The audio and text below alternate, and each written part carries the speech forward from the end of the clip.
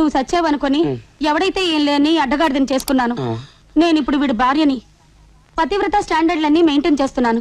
కానీ ఒకటే లోపం, మనిషిని వీడి దగ్గర ఉన్నానే గాని మనసు నీ దగ్గర బ్లాక్ అయిపోయింది. నా మనసు నాకు ఇచ్చే గోపి. ఇవ్వలేను. ఎందుకంటే నీ మనసును నా హృదయంలో బంధించి తాళం వేశాను.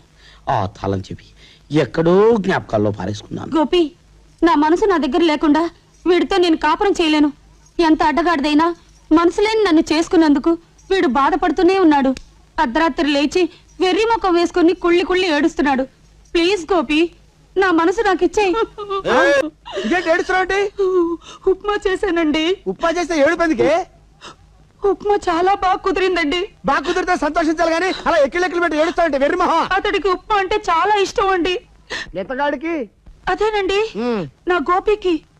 నీ గోపికి ఇష్టమా? విజిటింగ్ కార్డు ఇచ్చారుగా, అడ్రస్ వెతుక్కుంటూ వెళ్ళి చక్కరేసుకొని తినిపించినా పో. ఛీ, నేను పతివ్రతనండి. నేను ఒంటరిగా వెళ్తే అతను ఏదైనా తుంట్ర పని చేస్తాడు. అప్పుడు నేను కాదనలేను. అందుకని మీరే వెళ్ళి గోపికి ఇచ్చేసరండి.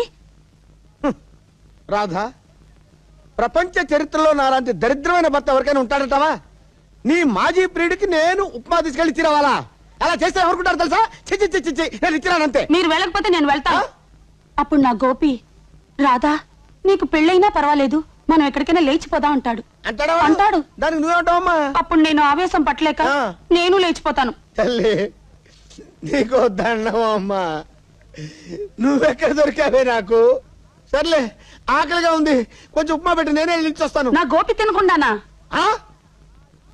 నా ఇంట్లో చేసిన ఉప్మా నేనే ముందు తినకూడదు అన్నమాట. గోపి తిన్నాకనే.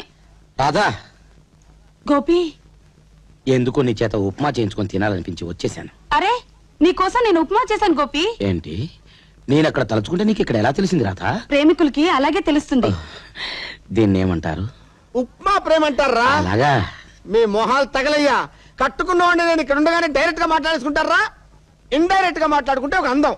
అరే, నీ ఫేస్ ఒక టేస్ట్ రా. చంపుతారా నిన్ను. నేను ఇలా కొడుతుంటే నవ్వుతావేంట్రా? ఎందుకో నువ్వు ఎంత కొట్టినా నీ మీద జాలేస్తుందే కదా. నాకెందుకో కోపం రావట్లేదు తమ్ముడు. తమ్ముడా? ఏ రకంగా నేను నీకు తమ్ముడిరా? నీ భార్యకు గతంలో నేను ప్రియుణ్ణి గనక. ఆగండి, ఏమిటిది? ఇటు ప్రియుడు ఇటు మొగుడు, మధ్యలో చచ్చిపోతున్నాను. రే, మర్యాదగా నా కొంపలోంచి బయటకు అడిగి అలాగే వెళ్తాను. కొంచెం ఉప్మా తినేసి. ఉప్మా తింటాం కాదురా, నిన్ను ఖైమా చేస్తాను. వెళ్ళా బయటకెళ్ళు. ఉప్మా నువ్వేంటి ఆరాధనాపూర్వకంగా చూస్తున్నావు? వెళ్ళు లోపలికి వెళ్ళు.